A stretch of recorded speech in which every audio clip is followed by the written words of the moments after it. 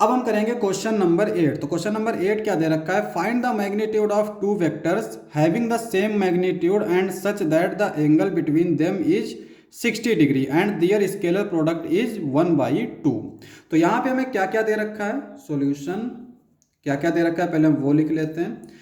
Magnitude of two vectors, हम पहले मान लेते हैं कि दो वेक्टर हैं, एक है ए और एक है बी, और इनसे कहा जा रहा है कि इनका मैग्नीट्यूड जो है वो क्या है, सेम है, having the same magnitude and such that the angle between them 60 degree. Angle कितना दे रखा है, थीटा इज इक्वल टू दे रखा है 60 degree and their scalar product is 1/2। Scalar product क्या दे रखा है, ए डॉट बी, ये दे रखा है 1/2।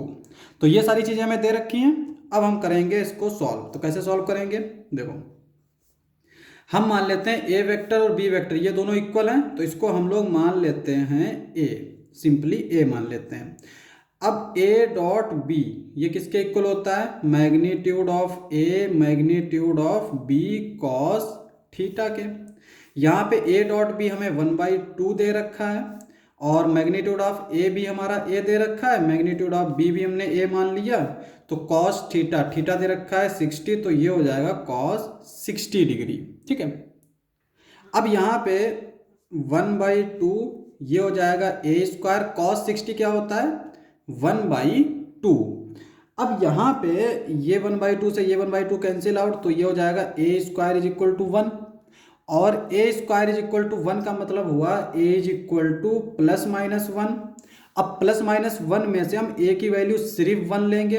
क्यों 1 लेंगे, क्योंकि मैग्नीट्यूड ऑफ वेक्टर जो है वो कभी निगेटिव नहीं हो सकता, किसी भी वेक्टर का मैग्नीट्यूड हमेशा पॉजिटिव रहेगा।